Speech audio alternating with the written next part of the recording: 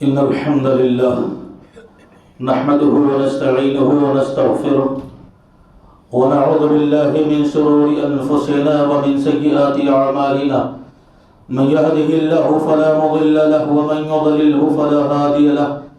وأشهد أن لا إله إلا الله وحده لا شريك له وأشهد أن محمدا عبده ورسوله أما بعد فإن خير الحديث كتاب الله وخير الهدي هدي محمد صلى الله عليه وسلم وشر الأمور محدثاتها وكل محدثة بدعة وكل بدعة ضلالة وكل ضلالة في النار فأعوذ بالله السميع العليم من الشيطان الرجيم بسم الله الرحمن الرحيم يا أيها الذين آمنوا اتقوا الله حق تقاته ولا تموتن إلا وأنتم مسلمون يا أيها الناس اتقوا ربكم الذي خلقكم من نفس واحدة وخلق منها زوجها وبث منهما رجالا كثيرا ونساء واتقوا الله الذي تساءلون به والأرحام إن الله كان عليكم رقيبا يا أيها الذين آمنوا اتقوا الله وقولوا قولا سديدا يصلح لكم أعمالكم ويغفر لكم ذنوبكم ومن يطع الله ورسوله فقد فاز فوزا عظيما وقال الله عز وجل بسم الله الرحمن الرحيم ولله على الناس حج البيت من استطاع إليه سبيلا ومن كفر فإن الله غني عن العالمين. سب سے پہلے تمام قسم کی حمد و ثنا بڑائی اور کبریائی اس اللہ عز و جل کے لیے لائق و زیبا ہے جس نے ہمیں اور آپ کو اس دنیا کے اندر پیدا فرمایا. بے شمار درود و سلام نازل ہو تمام نبیوں پیغمبروں اور رسولوں پر، خصوصاً تاجدار مکی و مدنی احمد مصطفیٰ محمد مصطفیٰ صلی اللہ علیہ وسلم. حاضرین جمعہ، دینی و ملی بھائیوں، بزرگوں، دوستوں اور ننھے منھے معصوم بچوں، دین اسلام عہد رسالت میں ہی پوری طرح مکمل ہو چکا تھا، جس کے 5 ارکان ہیں. 5واں اور آخری رکن حج بیت اللہ ہے،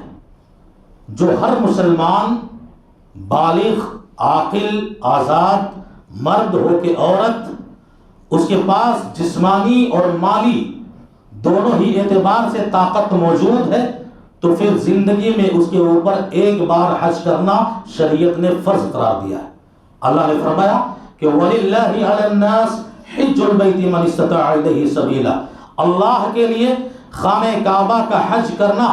مسلمانوں کے لیے فرض قرار دیا گیا ہے، جس کے پاس وہاں تک پہنچنے کے سارے وسائل موجود ہوں، یعنی جسمانی اعتبار سے بھی وہ مضبوط ہو اور مالی اعتبار سے بھی وہ مضبوط ہو. وَمَنْ كَفَرَ فَإِنَّ اللَّهَ غَنِيٌّ عَنِ الْعَالَمِينَ. اور جو شخص انکار کرے تو پھر اللہ دونوں جہان سے بے نیاز اور بے پرواہ ہے. ہمارے اور آپ کے انکار کرنے سے رب العزت کی ذات کو کوئی خسارہ اور نقصان نہیں پہنچنے والا ہے. حدیث پاک ہے کہ جناب محمد رسول اللہ صلی اللہ علیہ وسلم نے لوگوں کے سامنے ایک عظیم خطبہ دیا. خطب رسول اللہ صلی اللہ علیہ وسلم الناس فقال، آپ نے فرمایا، لوگوں سے کہا اور ارشاد کیا. کیا کہا؟ ان اللہ قد فرض علیکم الحج فحجوا. لوگوں سنو، اللہ نے تم سب پر حج بیت اللہ کو فرض قرار دیا ہے، لہذا تم سب حج کرو. اسی مجمع میں سے ایک آدمی کھڑا ہوا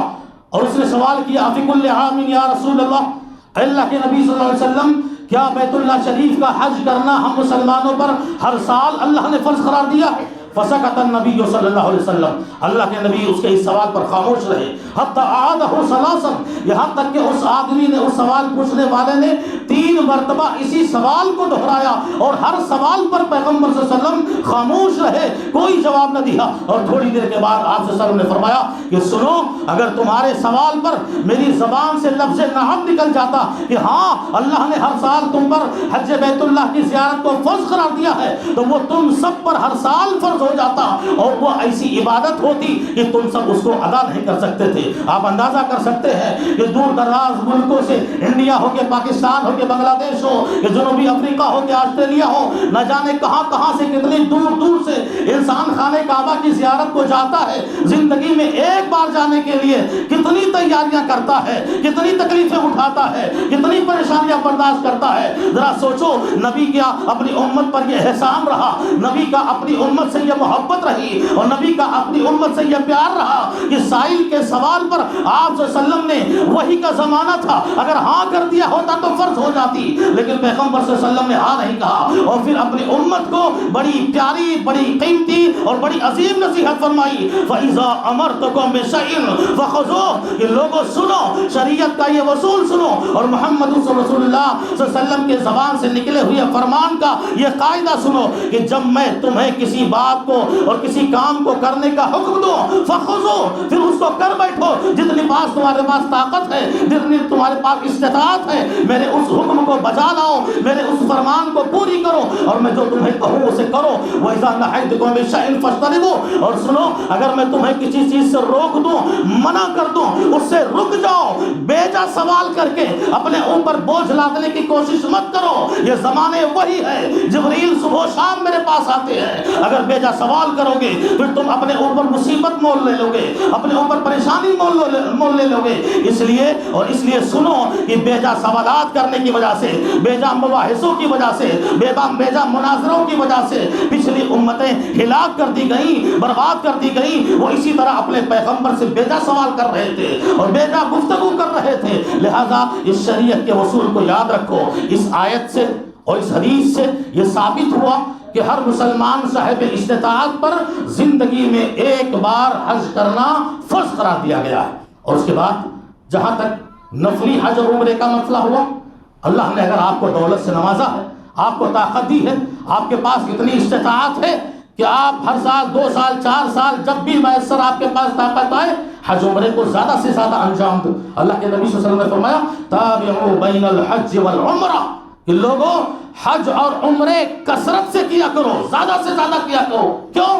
یہ ایسی عبادت ہے جو تم سب کے گناہوں کو مٹاتی ہے، یہ ایسی عبادت ہے جو فقیری محتاجی کو مٹاتی ہے۔ اللہ اکبر، پیسے لگا کے انسان خانہ کعبہ کی زیارت کو جا رہا ہے، اور اللہ رب العزت کے پیغمبر فرما رہے ہیں کہ اللہ تبارک و تعالی حج عمرہ کرنے کی وجہ سے تمہاری فقیری اور محتاجی کو بھی دور کرتا ہے۔ ایسے ہی جیسے بھٹی لوہے کے زنگ کو صاف کرتا ہے، بھٹی لوہے کو صاف کرتا ہے، ایسے ہی یہ حج اور عمرے عبادت ایسی ہیں جو تمہارے گناہوں کو مٹاتی ہے اور تمہاری محتاجی کو دور فرماتی ہے۔ آپ جانتے ہیں حضرت عمر بن خطاب رضی اللہ تعالیٰ عنہ خلیفۃ المسلمین اپنی خواہش کا اظہار کرتے ہوئے کہتے ہیں کہ میرا دل چاہتا ہے کہ میں اپنے ہرکاروں کو، اپنے آدمیوں کو اور اپنے سپاہیوں کو گاؤں گاؤں بھیجوں، شہر شہر بھیجوں، علاقے علاقے بستی بستی بھیجوں، اور یہ پتہ لگاؤں کہ وہ کون کون لوگ ہیں جن پر حج فرض ہو چکا ہے، جن کے پاس طاقت آ چکی ہے، تندرستی بھی ہے اور دولت بھی ہے، اس کے باوجود وہ حج بیت اللہ کی زیارت کو نہیں جا رہے ہیں، تو میں ان پر جزیہ لگا دو، ان پر ٹیکس لگا دو، فَإِنَّهُمْ لَيْسُوا مِنَ الْمُسْلِمِينَ، اس لیے کہ وہ مسلمان نہیں ہے، مسلمان نہیں ہے، مسلمان نہیں ہے۔ اللہ اکبر، 3 بار حضرت عمر بن خطاب رضی اللہ تعالیٰ عنہ یہ الفاظ دہرائے۔ حضرت علی رضی اللہ تعالیٰ عنہ فرماتے ہیں، کہتے ہیں اگر کوئی شخص طاقت ہو چکا ہے اس کے پاس، ہر اعتبار سے وہ حج بیت اللہ کی زیارت کو جا سکتا ہے، حج کرنے جا سکتا ہے، اس کے باوجود نہیں جا رہا ہے، مجھے خوف ہے کہ وہ یہودی ہو کر مرے یا پھر نصرانی ہو کر مرے، پر وہ مسلمان ہو کر نہیں مرے گا۔ ہماری اور آپ کی کیا عادت ہے؟ جوانی ہے، تندرستی ہے، تجارت ہے، کاروبار ہے، بنگلے ہیں، کوٹھیاں ہیں، گاڑیاں ہیں، جائیداد ہیں، پراپرٹیاں ہیں، اس کے باوجود ہم پلاٹ پہ پلاٹ خرید رہے ہیں، فلیٹ پہ فلیٹ خرید رہے ہیں، زمینوں پہ زمینیں خریدے جا رہے ہیں، اور ہم اپنے فیوچر کی اور اپنے مستقبل کے فکر میں لگے ہیں۔ حج بیت اللہ کی زیارت کو جانے کی کون سوچ رہا ہے؟ جوانی ہے کہو جاؤ، نہیں، ابھی تو جوانی ہے، دیوانی ہے، ذرا اور گناہ کر لیں، ذرا اور نافرمانی کر لیں، ذرا اور عیاشی کر لیں، ذرا اور گھوم لیں، ذرا اور دنیا ٹہل لیں، آخری پڑاؤ اور عمر کے آخری مرحلے بڑھاپے کو پہنچیں گے، پھر حج کو چلے جائیں گے اور زندگی کے سارے گناہ معاف کروا لیں گے۔ ایسا نہیں ہوتا،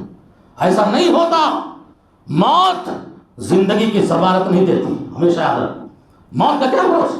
موت زندگی کی ضمانت نہیں دیتی، اور زندگی بڑھاپے کی ضمانت نہیں دیتی۔ وہ بچپن ہو کے جوانی ہو کے بڑھاپا، جب اس کا وقت آ گیا تو تمہیں اس دنیا سے رخصت ہو جانا ہے۔ حضرت ابن عباس رضی اللہ تعالیٰ عنہ فرماتے ہیں کہ لوگوں سنو، یہ موت تو اپنی جگہ ہے، زندگی کے اتنے مسائل ہیں، کوئی نہ کوئی ایسا عذر تمہارے سامنے آ سکتا ہے کہ تم ارادہ کر کے حج کے لیے بیٹھے ہو، ساری طاقت موجود ہے، بڑھاپے کے انتظار میں ہو یا اور وقت گزر جائے اس کے بعد حج کو جائیں گے، اس طرح منتظر میں ہو، بہت سارے ایسے مسائل آ سکتے ہیں جو تمہارے ارادے کو چکنا چھو کر سکتے ہیں، جو تمہاری خواہش کو مریا میٹ کر سکتے ہیں۔ ارے آج تندرست ہو، کل بیمار ہو سکتے ہو، آج امیر کبیر ہو، کل فقیر محتاج ہو سکتے ہو، آج بنگلے گاڑی کوٹھیاں ہیں، کل جھوپڑے میں جا سکتے ہو، آج سواری پر چل رہے ہو، کل پیدل چلنے پر مجبور ہو سکتے ہو۔ عذر ایسے ہیں، آج بچے بچیاں چھوٹے چھوٹے ہیں، کل شادیوں کے مسئلے آ سکتے ہیں، اور شادیاں اتنی مہنگی اور اتنی مشکلوں سے گھر چکی ہے کہ اچھوں کے تو پسینے چھوٹ جاتے ہیں، غریبوں محتاجوں کی بات چھوڑو۔ تو زندگی کے یہ بہت سارے مسائل ہیں اور ایسے عذر ہیں جو آپ کے سامنے آ سکتے ہیں، لہٰذا آج جوانی ہے، آج تندرستی ہے، آج دولت ہے، اللہ کے لیے حج بیت اللہ کے لیے تشریف لے جاؤ اور خانہ کعبہ کی زیارت کو تشریف لے جاؤ، بڑھاپے کا انتظار مت کرو۔ حج و عمرے کے فضائل کے سلسلے میں بے شمار حدیثیں وارد ہوئی، چند ایک حدیثیں میں آپ کے سامنے رکھتا ہوں۔ حضرت عبداللہ ابن عباس رسول رضی اللہ تعالیٰ بیان کرتے ہیں کہ اللہ کے نبی صلی اللہ علیہ وسلم نے ارشاد فرمایا کہ سأل رجل عن النبی صلی اللہ علیہ وسلم، ایک آدمی نے پیارے نبی صلی اللہ علیہ وسلم سے سوال کیا، ای الاعمال احب الی اللہ یا ای الاعمال افضل الی اللہ، اللہ کے نبی یہ بتائیے کون سا عمل اللہ کو محبوب ہے، کون سا عمل اللہ کو پیارا ہے، کون سا کام اللہ کو پسندیدہ ہے؟ پیغمبر صلی اللہ علیہ وسلم نے جواب دیا، الایمان باللہ، اللہ پر ایمان لانا رب کو بڑا محبوب عمل ہے، بڑا پیارا عمل ہے۔ قال ثم ماذا، کہا اس کے بعد، کہا الجہاد فی سبیل اللہ، اللہ کی راہ میں جہاد کرنا، کہا قال ثم ماذا، اس کے بعد کہا الحج المبرور، خانہ کعبہ کی ایسی زیارت اور حج جو اللہ کی بارگاہ میں قبول ہو جائے، بڑا پیارا عمل ہے۔ حضرت ابو ہریرہ رضی اللہ تعالیٰ عنہ حدیث کے راوی کہتے ہیں اللہ کے نبی صلی اللہ علیہ وسلم نے ارشاد فرمایا، من حج البیت فلم یرفث ولم یفسق رجع یوم کما ولدته امہ، اس سے بڑی فضیلت اس عبادت کی اور کیا ہو سکتی ہے کہ پیغمبر صلی اللہ علیہ وسلم نے ارشاد فرمایا، جس شخص نے بھی بیت اللہ شریف کی زیارت کی، خانہ کعبہ کا حج کیا، اور حج کے دوران اس نے کوئی بےہودگی کی بات نہ کی، کوئی بدزبانی نہ کی، کوئی لڑائی جھگڑے نہ کیے، کوئی بے شرمی کی بات نہیں کی، جیسی ہونی چاہیے نبی کی پیروی کرتے ہوئے وہ حج کر کے لوٹ آیا اپنے وطن، پیغمبر فرماتے ہیں وہ ایسے ہی آیا ہے جیسے اپنی ماں کے پیٹ سے ابھی معصوم بن کر پیدا ہوا ہے۔ ہر جانتا، ہر آدمی جانتا کہ بچہ اپنی ماں کے پیٹ سے باہر نکلنے کے فوراً بعد گناہوں سے پاک ہوتا ہے، غلطیوں خطاؤں سے پاک ہوتا ہے۔ رب العزت اس حاجی کے گناہ ایسے ہی مٹا دیتا ہے جیسے کہ وہ ابھی اپنی ماں کے پیٹ سے بے گناہ ہو کر پیدا ہوا۔ اس سے بڑی فضیلت تو کیا ہو سکتی؟ ابو ہریرہ کی حدیث ہے، جناب محمد رسول اللہ صلی اللہ علیہ وسلم نے ارشاد فرمایا، العمرۃ الی العمرہ کفارۃ بینہما، کہ سنو ایک عمرہ آدمی کرتا ہے اور جب دوسرے عمرے کے لیے تشریف لے جاتا ہے، اس درمیان کے جتنے گناہ ہیں اللہ سب کو مٹا دیتا ہے۔ والحج المبرور لیس له جزاء الا الجنہ، اور لوگوں سنو وہ حج جو اللہ کی بارگاہ میں قبول ہو جائے اس کا بدلہ سوائے جنت کے اور کچھ نہیں ہے، یعنی اس کو جنت نصیب ہو کر رہے۔ اما عائشہ رضی اللہ تعالیٰ عنہ پیارے نبی صلی اللہ علیہ وسلم سے کہتی ہیں، افلا نجاہد، اللہ کے نبی میں نے قرآن کی تلاوت کی، قرآن کے تفسیر پڑھے، قرآن کے ترجمے پڑھے، حدیثیں پڑھی ہیں، میں نے شریعت میں جہاد سے افضل عمل کوئی دیکھا ہی نہیں، اور ہو بھی سکتا ہے، جہاد سے بڑا افضل عمل کوئی دیکھا ہی نہیں۔ بندہ ہے اللہ کے خاطر، دین کے خاطر، نبی کے خاطر، رسول کے خاطر، اللہ کے پیغام کے خاطر میدان کارزار میں جاتا ہے، اپنی گردنیں کٹواتا ہے، اپنے تن من دھن کی قربانی دیتا ہے، زخمی ہوتا ہے، خون بہاتا ہے۔ اللہ کے نبی جہاد تو کتنا افضل عمل ہے کہ آدمی اللہ کے خاطر کیا کیا کرتا ہے، پر ہم عورت تو اس سے محروم ہیں، ہم عورتوں کو تو نصیب نہیں۔ افلا نجاہد، ہم مردوں کا مقابلہ کرنا چاہتے ہیں، جیسے وہ میدان جہاد میں جا کر اپنی گردنیں کٹوا کے شہادت کا مقام حاصل کرتے ہیں، ایسے ہی ہم عورتیں بھی چاہتی ہیں کہ ہم بھی اپنے فن سپاہگری کا مظاہرہ کریں، اپنی طاقت کا مظاہرہ کریں، اور رب العزت کی بارگاہ میں ہم عورتیں بھی شہیدہ ہو جانے کا جو ہے شرف حاصل کریں۔ اللہ کے نبی صلی اللہ علیہ وسلم نے ایک عورت کا شوق دیکھا، ایک عورت کا جذبہ دیکھا، ایک خاتون کی محبت دیکھی کہ وہ نیکیوں میں مردوں کا مقابلہ کرنا چاہتی ہے۔ عائشہ افضل الجہاد الحج المبرور، سنو تم عورتوں کے لیے سب سے افضل جہاد خانہ کعبہ کی زیارت ہے، خانہ کعبہ کا حج ہے۔ اللہ کے نبی نے عورتوں کے سب سے افضل فتنے پیدا ہو سکتے تھے جہاد میں، مسلم خاتون مسلم عورتیں جائیں، کافروں کے ہاتھ لگے، دشمنوں کے ہاتھ لگے، فتنے پیدا ہو سکتے تھے۔ پیغمبر صلی اللہ علیہ وسلم نے کتنا پیارا عمل بتلایا اور اس فتنے کو خانہ کعبہ کی جانب موڑ دیا، کہا عورتوں تم جاؤ خانہ کعبہ کی زیارت کرو۔ رب العزت میدان کارزار میں جیسے گردنیں کٹوانے پر مجاہدوں کو ثواب دیتا ہے، ایسے ہی تم عورتوں کو خانہ کعبہ کا حج کرنے پر ثواب دے دو۔ یہ فضائل ہے، ہمیں آپ کو اس پر غور کرنا پڑے گا۔ اور بے شمار لوگ، بہت سارے لوگ جو حج کے لیے روانہ ہو رہے یا ہو چکے ہیں اور خانہ کعبہ کی زیارت کی تیاریوں میں ہیں، ان کے لیے کچھ ضروری آداب بھی شریعت نے بتلائے، کچھ لحاظ جس کا خیال کرنا بہت ہی ضروری ہے وہ ان لوگوں کے لیے جو حج کے لیے روانہ ہو رہے ہیں۔ پہلا ادب کیا ہے؟ پہلا ادب کہ وہ شخص جو حج کے لیے روانہ ہونے والا ہو اپنے گھر والوں کو بلائے، اپنے رشتہ داروں کو بلائے، اپنے عزیز و اقارب کو بلائے۔ مقصد کھلانے کا نہیں، کھلانا اپنی جگہ بلائے، اور اس سے کیا تقوی کی وصیت کرے کہ لوگوں دیکھو تم ہمارے خاندان، ہمارے رشتہ دار ہو، میں 40 روز کے لیے تم سے جدا ہو رہا ہوں، میں آؤں یا نہ آؤں، یا آؤں تو تم رہو نہ رہو، حادثات کے کوئی بھروسے نہیں، موت کا کوئی بھروسہ نہیں، اس لیے دیکھنا میرے جانے کے بعد اللہ سے ڈرتے رہنا، نمازوں کی پابندی کرنا، روزوں کا خیال رکھنا، نیکیوں کی طرف قدم بڑھانا، برائیوں سے اپنے آپ کو بچائے رکھنا۔ میں خانہ کعبہ کی زیارت کو جا رہا ہوں، یہ وصیت کر کے اپنے خاندان کو جائے، یہ نصیحت کر کے اپنے رشتہ داروں کو جائے۔ اور ایک دوسرا ادب جو بہت ضروری ہے، دیکھو ہماری اور آپ کی زندگی اپنے ملکوں میں، وہ چاہے شرک میں ڈوبی ہوئی ہو یا پھر بدعت و خرافات میں ڈوبی ہوئی ہو، اور یا پھر گناہوں سے ہم اور آپ ڈوبے ہوئے ہوں، اب اگر کوئی شخص حج کو جا رہا ہے تو اسے چاہیے کہ اب وہ ایسی جگہ جا رہا ہے جو مرکز توحید ہے، جو امن اور وحدانیت کا سینٹر ہے۔ اسی لیے میقات پر دور دراز سے ملکوں کے لوگ اور حجاج کرام جب اپنے اپنے میقات پر پہنچتے ہیں تو شریعت کا سندیشہ اور پیغام ملتا ہے۔ کیا پیغام ملتا ہے؟ تم مختلف ملکوں سے آئے ہوئے ہو، مختلف زبانیں جانتے ہو، اپنی زبانیں اپنے ملکوں میں چھوڑو۔ تم مختلف ملکوں سے آئے ہو، تمہارے یہاں امیری غریبی کا فرق ہوگا، اسے مٹا کر اپنے ملکوں میں جاؤ۔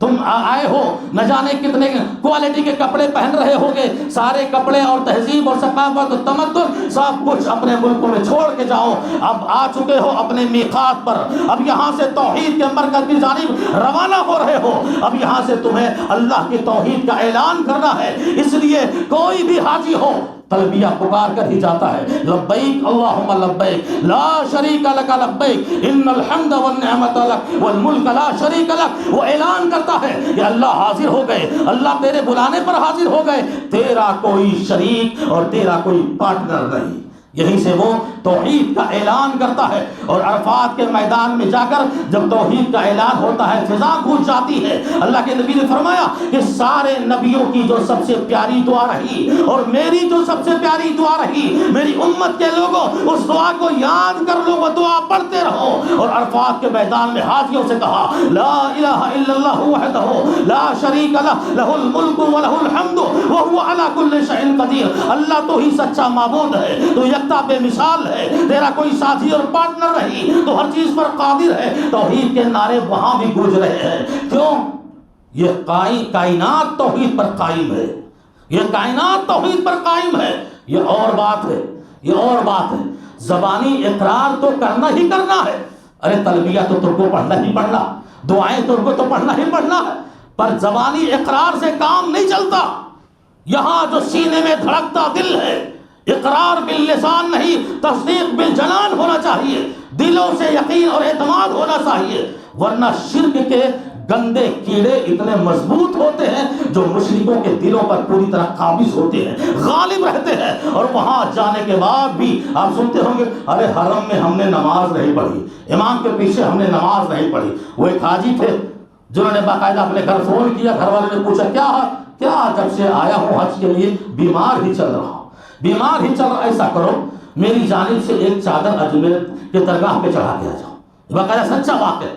دنیا کے اندر اس سے گھٹیا شرک اور کیا ہو سکتا ہے؟ دنیا کے اندر اللہ سے بغاوت اس سے بڑھ کر اور کیا ہو سکتی ہے؟ مرکز توحید پر ہو، اللہ کی وحدانیت کے سینٹر پہ ہو، جہاں اللہ کی رحمتیں اور برکتیں بے شمار نازل ہو رہی ہیں، جہاں بیمار دلوں کا علاج ہو رہا ہے، جہاں جسمانی بیماریوں سے شفا مل رہی ہے، ایسے خانہ کعبہ کے اور ایسے حدود حرم میں بھی پہنچ کر آدمی کے دلوں میں شرک کا کیڑا موجود ہوتا ہے۔ اس لیے ضروری ہے شرک سے ہمارے بھائی توبہ کریں، مشرک ہو کر اللہ کے بارگاہ میں نہ جائیں، اس لیے کہ خانہ کعبہ کی ایک ایک اینٹ توحید پر قائم ہے۔ اللہ نے ابراہیم کو باقاعدہ حکم دیا تھا وَإِذْ بَوَّأْنَا مَكَانَ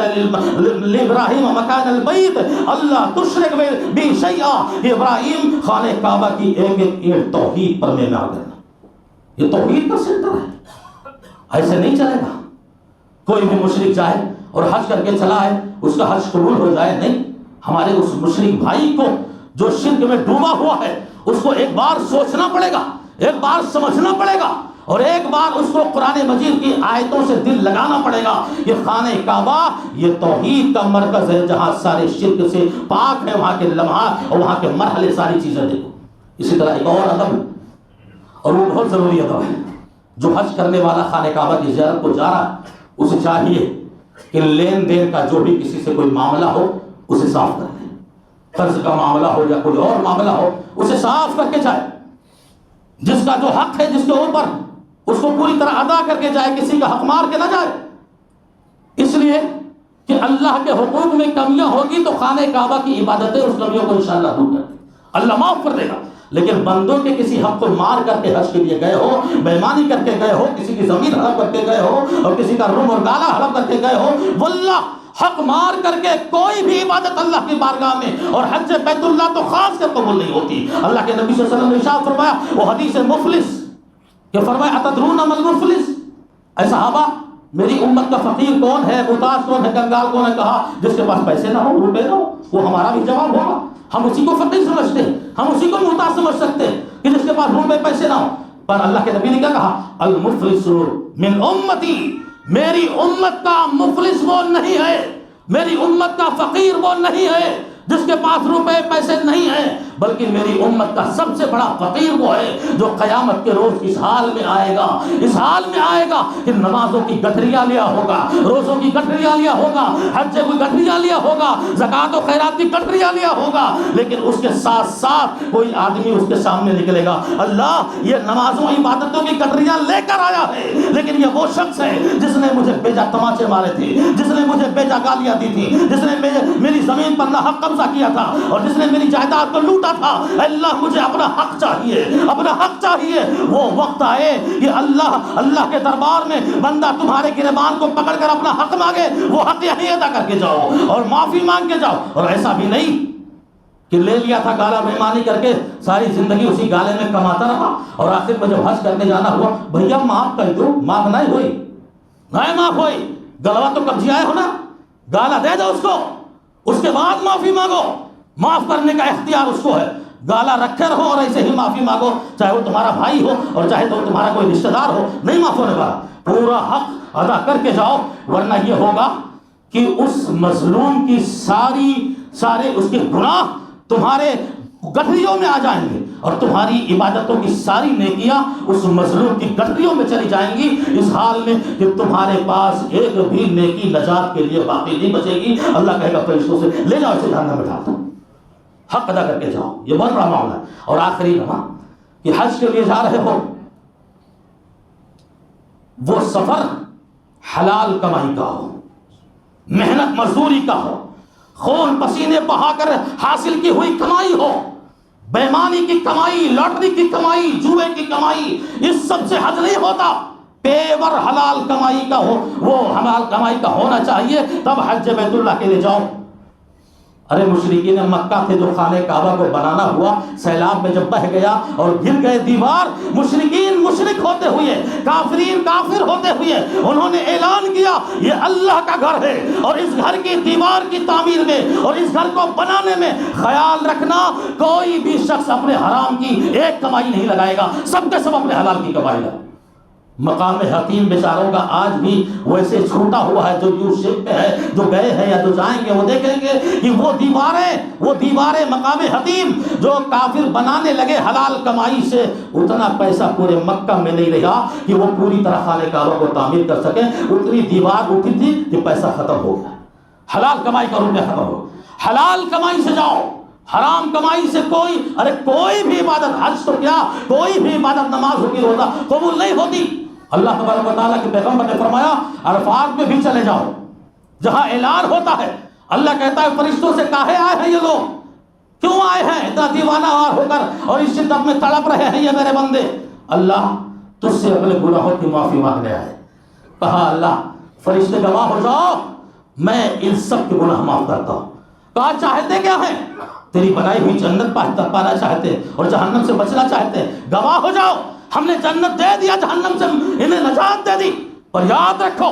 یہاں وہ لوگ نہیں ہیں جو حلال کمائی چھوڑ کر حرام کمائی کا راستہ اختیار کر کے حج کو لیے گئے ہیں، ان کی موقع نہیں ہے۔ فرشتے کہتے ہیں جیسے میقات پہ یا سواری پر جیسے حاجی قدم رکھتا ہے اور جیسے لبیک کہتا ہے، فرشتے کہتے ہیں تیرا آنا مبارک ہو، رب کی حاضری تیری قبول ہو، اللہ تیرے حج کو قبول کرے، اس لیے کہ تیری کمائی حلال کی ہے، تیرا جسم حلال کا ہے، تیرا خون حلال کا ہے، تیرا لباس حلال کا ہے، اور تیری ساری زندگی حلال کی ہے، تیری پرورش حلال پہ ہوئی ہے، جا اللہ تیرے حج کو قبول فرمائے۔ یہ فرشتوں کی دعا ہوتی ہے، اور اس کے مخالف حرام کمائی کا راستہ اختیار کر کے حج کرنے والے آدمی جیسے سواری پر بیٹھتے ہیں، فرشتے کہتے ہیں تیری رب کی حاضری غیر مقبول ہے، تیرا آنا نامبارک ہے، تیری کمائی حرام کی ہے، تیرا جسم حرام کا ہے، تیرا لباس حرام کا ہے، تیرا خون حرام کا ہے، تیرا گوشت حرام کا ہے، جا تیرا حج اللہ قبول نہ کرے۔ اور اللہ کے نبی نے باقاعدہ وضاحت کے ساتھ فرمایا کہ جس شخص کا مطعمہ حرام و مشربہ حرام و غذی بالحرام، وہ یا رب رب کہتے سارے حج کے ارکان پورا کرے اور پکارتا رہے اللہ مجھے معاف کر دے، معاف کر دے۔ اللہ کے پیغمبر فرماتے ہیں کہ اس مسافر کی اور اس اٹے ہوئے بال کی، اس پھٹے ہوئے کپڑے کی اور اس مجبور انسان کی بھی دعا اللہ قبول نہیں کرتا ہے جس کا کھانا پینا اور پرورش حرام کی ہو۔ فَأَنَّ يُسْتَجَابُ لَهُ، اللہ کیسے قبول کرے گا اس کے حج کو، اس کی عبادتوں کو؟ تو غور کرنے کی بات ہے۔ اور ایک کتاب سے ایک واقعہ بھی ملتا ہے، بس 2 منٹ کے اندر میں ختم کروں گا۔ ایک الزواجر عن الکبائر کتاب کا نام ہے، اور اس میں حضرت عباس رضی اللہ تعالیٰ عنہ کے زمانے کا ایک واقعہ بھی منقول ہے۔ لکھا ہوا ہے کہ پہلے مختلف گاؤں سے، شہروں سے لوگ اکٹھا ہو کے ایک قافلے کی شکل میں حج کو جاتے تھے، 10 15 20 لوگوں کا ایک قافلہ حج کے لیے جاتا تھا۔ ایسا ہی ایک قافلہ حج کے لیے گیا اور حج کر کے واپس لوٹا۔ حج کر کے وہ قافلہ لوٹ رہا تھا، 10 15 لوگوں پر شامل وہ جماعت، اس میں ایک حاجی کا انتقال ہو گیا، اور انتقال ہو گیا تو اب جا کر حضرت عباس رضی اللہ تعالیٰ عنہ سے مشورہ کیا لوگوں نے، کہا ٹھیک ہے لے جاؤ، دفن کر دو۔ کہاں اس کے وطن لے جاؤ گے، اتنا بڑا بوجھ کہاں لے کر جاؤ گے، سواری تو تھی نہیں، لاکھ کے کہاں لے جاؤ، کسی صحرا میں کسی میدان میں قبر کھودو اور وہیں اس کو دفن کر دو، چلے جاؤ۔ ہاں وہ لوگ گئے، قبر کھودی، اس کو نہلایا، بستی سے لا کے پھاوڑے وڑے، قبر پوری طرح تیار ہو گئی۔ جیسے ہی کفن پہنا کے قبر میں رکھنا چاہا لوگوں نے، ایک موٹا سا ناگ اور اژدہا سانپ نکل گیا، سانپ نکلا، سارے لوگ ہمارے خوف سے ڈر گئے اور میت کو ادھر پھینک دیا اور جا کر دوسری جگہ قبر کھودنے لگے۔ کہا چلو وہاں کھودتے ہیں، وہاں قبر کھود کر تیار ہوئی، اور اس میت کو لے جا کر جب اسے قبر میں ڈالنا چاہا تو پھر وہاں بھی وہی گنجا سانپ اور وہی ناگ سانپ پھنڈ اٹھائے کھڑا ہو گیا۔ پھر وہ مارے دہشت کے تیسری قبر کھودنے لگے، ایسا کر رہے تھے کہ ہر جگہ سے سانپ نکل رہا ہے، سب بھاگتے ہوئے گئے حضرت عباس رضی اللہ تعالیٰ عنہ کے پاس، کہا یہ معاملہ ہو رہا ہے۔ حضرت عباس نے کہا لو حفرتم الارض کلھا، یہ زمین کا کوئی بھی حصہ اس میت کو دفنانے کے لیے کھود ڈالو، ہر جگہ وہ سانپ تمہیں نظر آئے گا، ہر جگہ وہ ناگ نکلے گا اور ہر جگہ وہ اپنا پھنڈ اٹھائے رہے گا، جاؤ کسی طرح اسے پھینک پھاک کے دفن کر کے چلے جاؤ۔ آئے اور میت کو دفن کر رہے تھے اور ڈال رہے تھے مٹی کہ وہی ناگ نکل کے میت کے سب سے پہلے اس کے چہرے پہ حملہ کیا، اس کی زبان پہ حملہ کیا، اور یہ منظر دیکھا ان لوگوں نے۔ لوٹ کر جب اپنے وطن آئے، اس کی بیوی کے پاس جب گئے، جو بیوی رازدار ہوتی ہے اپنے شوہر کی، کہا بتاؤ تمہارے شوہر کیا کر رہے تھے؟ کہا کچھ نہیں، تمہارے ساتھ حج کو گئے تھے۔ کہا وہ مر گئے۔ کہا وہ مر گئے رسول، یہ بتاؤ کہ تمہارے شوہر کا کام کیا تھا، وہ کر کیا رہے تھے؟ کہا ان کا کوئی کچھ کام نہیں تھا، غلے کا کاروبار کرتے، غلے کا کاروبار کرتے تھے بازاروں میں جا کے، اور ایسا کرتے کہ جو اچھا گیہوں ہوتا ایک گونی کے اندر 2 گونی خراب گیہوں ملا دیتے، ملاوٹ کا دھندا، ملاوٹ کا دھندا. کتنے لوگ ہیں گیہوں ایک اچھی بوری کی قیمت بندہ دے کے جا رہا ہے، اس میں آدھی بوری جو ہے خراب غلہ ملا دی. یہی کاروبار وہ کر رہے تھے اور یہی کر کے بھی حج کرنے گئے تھے. وہ لوگ سمجھ گئے کہ یہ حرام کمائی کا حج تھا جو اللہ کی بارگاہ میں قبول ہونے کی تو دور بات، ایک نصیحت کے طور پر اور ایک عبرت کے طور پر اور بھی لوگوں کو اللہ نے دکھا دیا کہ حج بیت اللہ کے لیے جا رہے ہو، وہ حلال گھر ہے، اللہ کا مقدس گھر ہے، وہاں کی اینٹیں توحید پر قائم ہے اور حلال کمائی سے بنائی گئی ہے. اس لیے لوگوں حج کے لیے اپنی حلال کمائی کو لگا کر جاؤ. اللہ رب العزت سے دعا ہے کہ الہ العالمین ہم سب مسلمانوں کو حج بیت اللہ کی زیارت کی توفیق عطا فرمائے. الہ العالمین جو ہمارے بھائی جا رہے ہیں اللہ رب العزت ان کی حج کو قبول فرمائے اور صحیح سلامت اپنے وطن واپس لوٹائے. اللہ رب العزت امن اور شانتی سے سارے ارکان ادا کرنے کی انہیں توفیق عطا فرمائے. اور الہ العالمین ہم تمام مسلمانوں کو جو اس کے مستحق نہیں ہے اور ان کے پاس ابھی طاقت نہیں ہوئی ہے اللہ ان کو طاقت عطا فرمائے. اور بہت سارے بیچارے غریب مفلس ہوتے بھی ہیں، زندگی کی گاڑھی کمائی تھوڑی تھوڑی اکٹھا کر کے اور پھر بڑھاپے کی عمر میں جاتے ہیں، وہ ان کا مسئلہ الگ ہوتا ہے. اور یقیناً وہ ایک سچے دل سے خانہ کعبہ کی زیارت کی تڑپ میں وہ ایک ایک روپیہ اکٹھا کر کے جاتے ہیں. اور ایسے لوگ بھی ہیں جو حرام کمائی سے ایک مشت میں چلے جاتے ہیں. تو یہ فیصلہ اللہ کے اوپر نہیں بلکہ شریعت ہمیں اور آپ کو یہی فیصلہ سناتا ہے اور سناتی ہے اور ہمیں اور آپ کو خبردار کرتی ہے کہ حج بیت اللہ کے تمام اصول اور شریعت کے تمام پابندیوں کا لحاظ کرتے ہوئے حج بیت اللہ کی زیارت کو جاؤ. یہ بہت بڑی عظیم عبادت ہے اور یہ جسمانی اور مالی عبادت ہے. اللہ رب العزت ہمیں ہماری تمام عبادتوں کو قبول فرمائے اور جب تک ہمیں اس دنیا میں زندہ رکھے، ایمان اور توحید پر زندہ رکھے. ہماری موت آئے تو ایمان بالخیر پر آئے. وآخر دعوانا الحمدللہ رب العالمین. بارک اللہ لنا ولکم فی القرآن ونفعنی وإیاکم بالآیات والذکر الحکیم. انہ تعالی جواد کریم ملک بر رؤوف رحیم.